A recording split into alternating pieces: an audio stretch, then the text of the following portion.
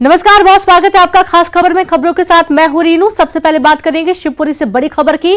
भारी बारिश से बड़े बाढ़ के हालात। Circuit house road Rambagh colony में पानी भर गया है। दर्जनों कॉलोनियों में पानी भरा हुआ है। बता दें कि पानी नहीं निकलने से लोगों की परेशानी भी बढ़ गई है। प्रशासन के खिलाफ लोगों में भारी आक्रोश देखा जा रहा है। तो वहीं तेज बारिश के बाद कॉलोनियों में पानी भर चुका है। कॉलोनी में पहुंचा मगरमच्छ, लोगों में दहशत का माहौल बना हुआ है। और आपको हम तस्वीरें भी दिखाएंगे जहां कॉलोनी में मगरमच्छ भी नाले के पानी के साथ बहकर कॉलोनी में घुस गया है और बहुत ही आराम से वो पूरे इलाके में घूम रहा है। प्रशासन के खिलाफ लोगों में भारी आक्रोश देखा जा रहा है।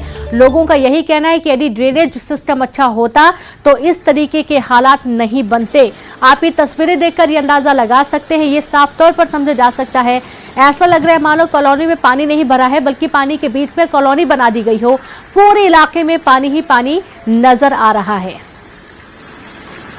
तो शिवपुरी की तस्वीरें हैं। लगातार बारिश होने की वजह से ऐसे हालात बन गए हैं कि पूरा इलाका एक तरीके से टापू में तब्दील हो चुका है। पानी भर चुका है, गाड़ियां डूब चुकी हैं, घरों के अंदर गंदा पानी नाले का भर रहा है और साथ ही मगरमच्छ ने भी कॉलोनी में दस्तक दे दी है।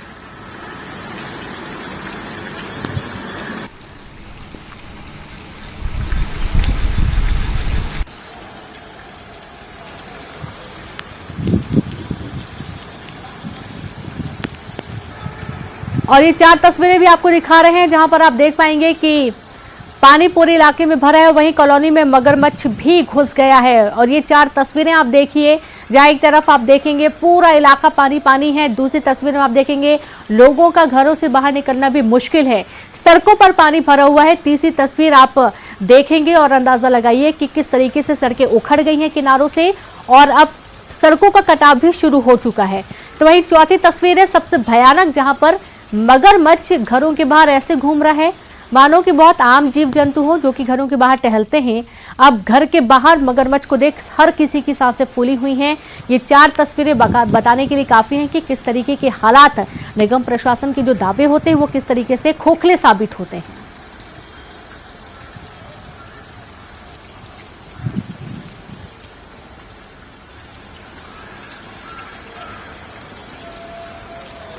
तो वही शिवपुरी में मूसलाधार बारिश के बाद कई जगह पहुंचे मगरमच्छ। जी हाँ, ये तो हमने आपको एक तस्वीर दिखाई, लेकिन कई जगह मगरमच्छ पहुंचे हैं। रिहायशी इलाकों में मगरमच्छ निकल रहे हैं। बारिश के बाद कई कॉलोनियों में पानी भर गया है। अब लोगों ने खुद मगरमच्छों का रेस्क्यू शुरू कर दिया है। मगरमच्छों को खुद ही पकड़ने में लोग जुट गए हैं। आप देखिए, मगरमच्छ एक बहुत ही भयानक जीव होता है जो कि बहुत तेजी से हमला करता है, लोगों की जान पर भी बनाती है। और अब लोगों के मन में इसका डर बढ़ता जा रहा है। लोगों ने परेशान होकर खुद ही इसका रेस्क्यू करना भी शुरू कर दिया है। और ये कोई पहली बार नहीं है जब इलाके में मगरमच्छ आया है। इसके पहले जब भी बारिश का लेवल बढ़ता है, पानी का लेवल बढ़ता है, मगरमच्छ इलाके में पहुंच जाता है। ये दो तस्वीरें आप देखिए जहां मगरमच्छ को उठाकर ले जाते हुए लोग नजर आ रहे हैं। और जो दूसरी तस्वीर है वहां पर तो एक बहुत ही बड़ा मगरमच्छ है जो काबू कर पाना भी काफी मुश्किल है।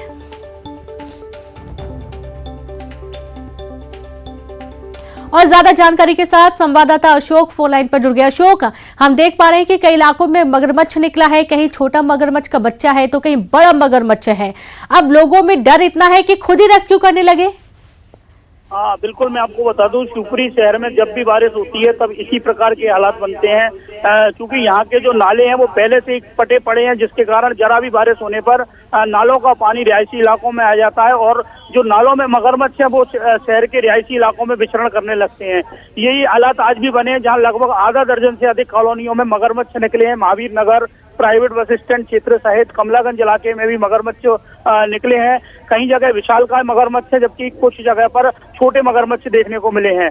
मैं आपको बता दूं, वन विभाग की रेस्क्यू टीम, चूंकि एक ही यहाँ रेस्क्यू टीम है, वो विशालकाय मगरमच्छ को पकड़ने में जब लगी थी, उसी समय जब दूसरे इलाके में मगरमच्छ निकला तो वहाँ के लोगों ने ही उस मगरमच्छ को पकड़ करके सुरक्षित स्थान पर छोड़ने का प्रयास किया।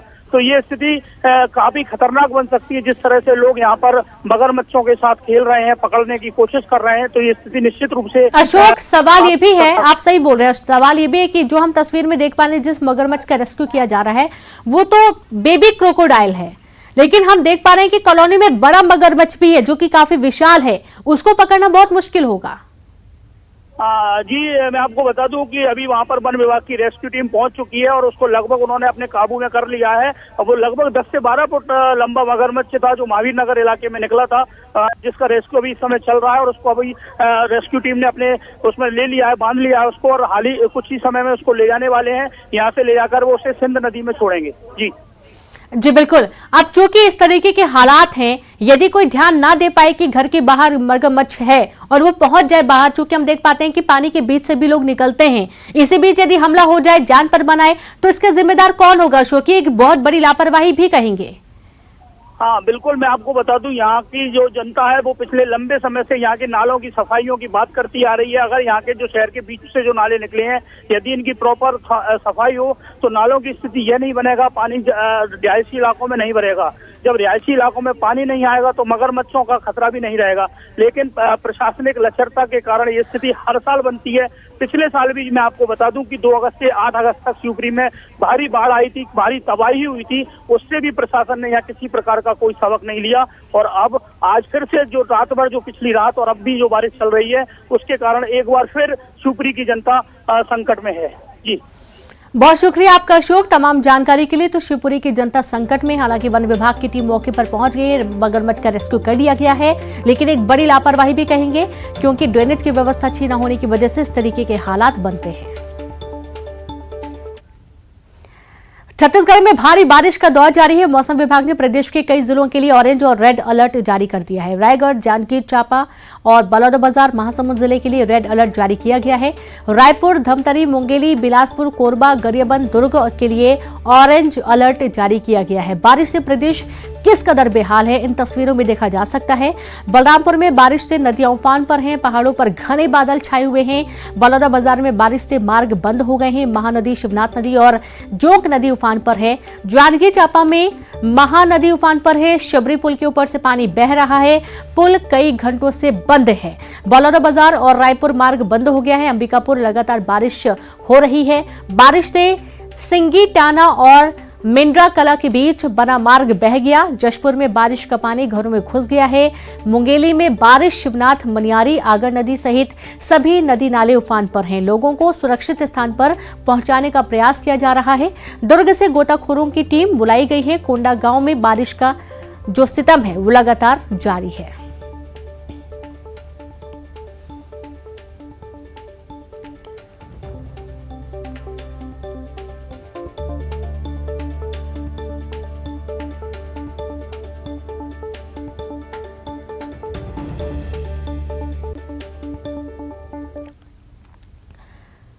तो वहीं मुख्यमंत्री शिवराज सिंह चौहान लगातार कर रहे मॉनिटरिंग। कारम डैम का पल पल का अपडेट ले रहे हैं। 11 बजे फिर बल्लभ भवन स्थित सिचुएशन रूम पहुंचेंगे सीएम। लगभग 16 घंटे से लगातार मॉनिटरिंग कर रहे हैं। देर रात 3 बजे तक उन्होंने जानकारी ली, मॉनिटरिंग की। सुबह 6 बजे से सीएम हाउस से कर रहे मॉनिटरिंग। सुबह से मौके पर मौजूद मंत्रियों से भी जानकारी ले रहे हैं। धार, खरगोन, इंदौर संभाग के अधिकारियों से ले रहे हैं जानकारी।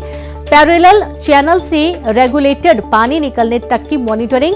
निर्माणाधीन डैम से निकाले जा रहे पानी की लगातार जानकारी ले रहे हैं। राहत केंद्रों में भी रह रहे लोगों की व्यवस्था का दिशा निर्देश दिया गया। सीएम ने प्रशासनिक अधिकारियों को भी दिशा निर्देश दिए हैं।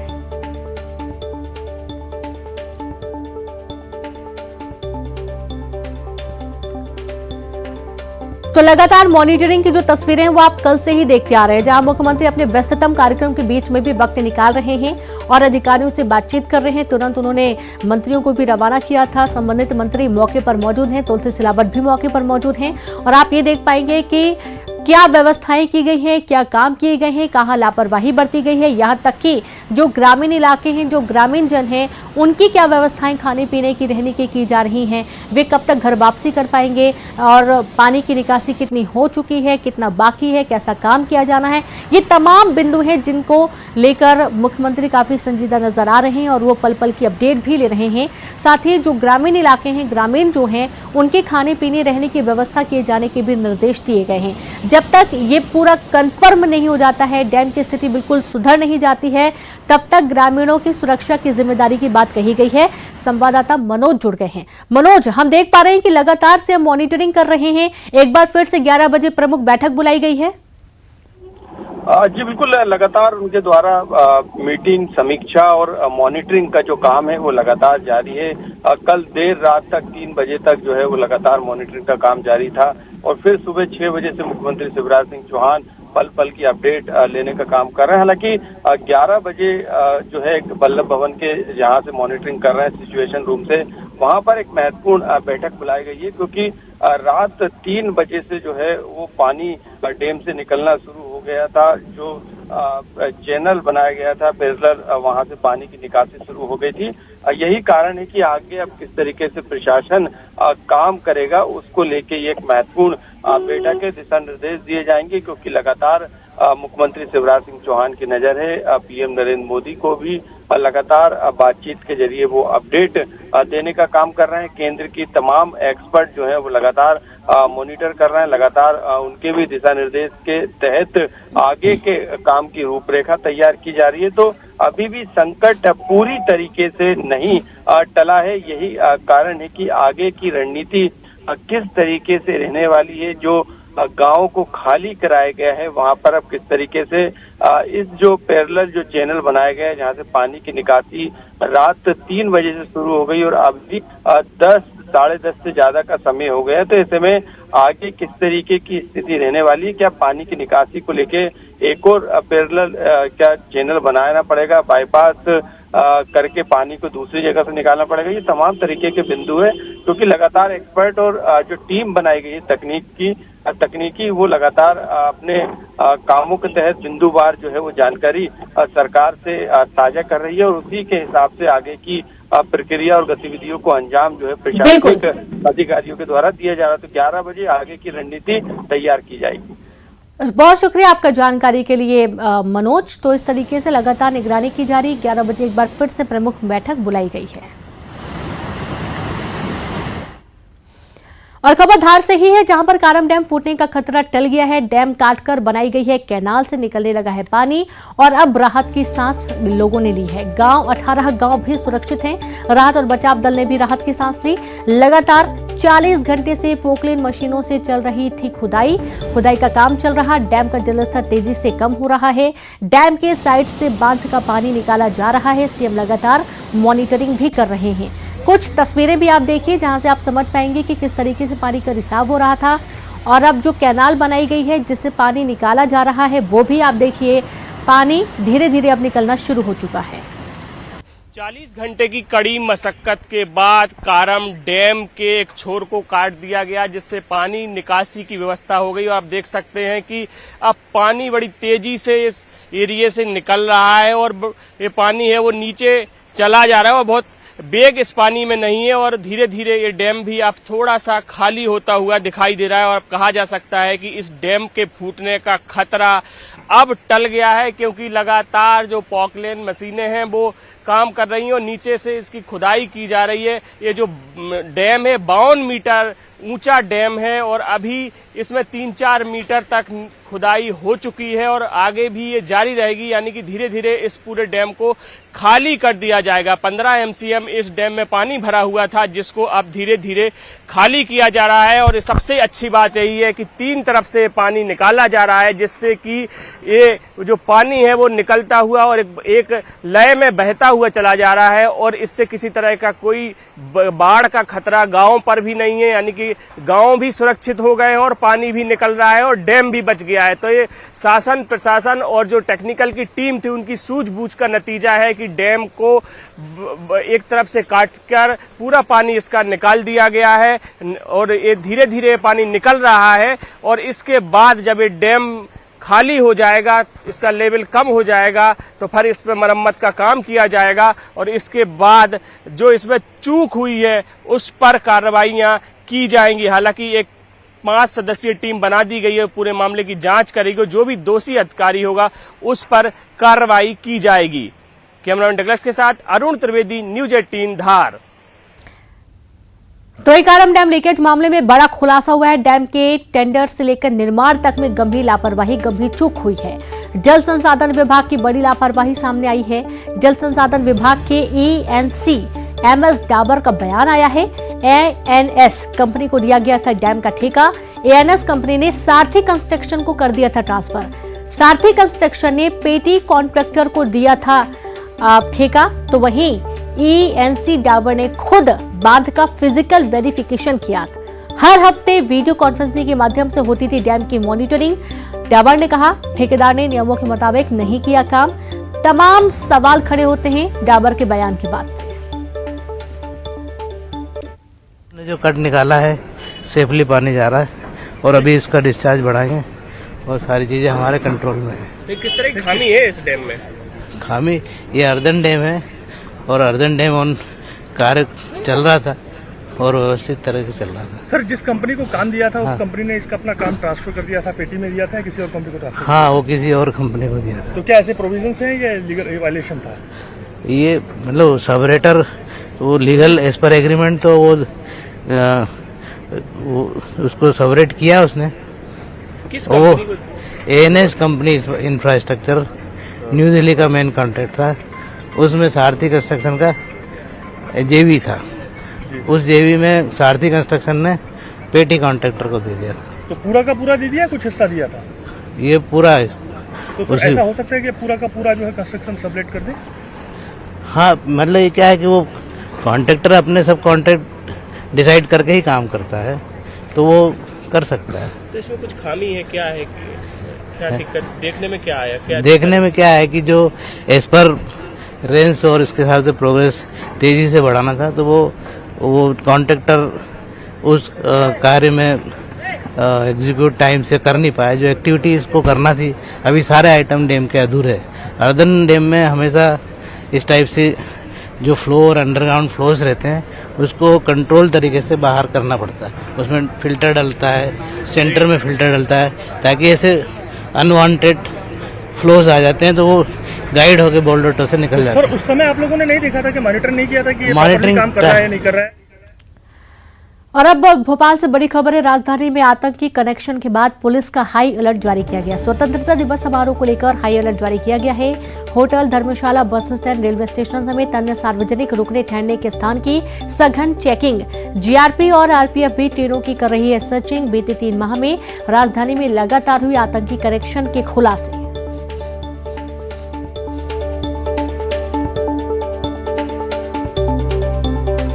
तो खबर भोपाल से है, जहां पर अब राजधानी में आतंकी कनेक्शन के बाद पुलिस का हाई अलर्ट जारी किया गया है। स्वतंत्रता दिवस समारोह को लेकर हाई अलर्ट जारी किया गया। होटल, धर्मशाला, बस स्टैंड, रेलवे स्टेशन समेत अन्य सार्वजनिक रुकने ठहरने के स्थान की सघन चेकिंग की जा रही है। और इसी के साथ इस बुलेटिन में इतना ही। नमस्कार।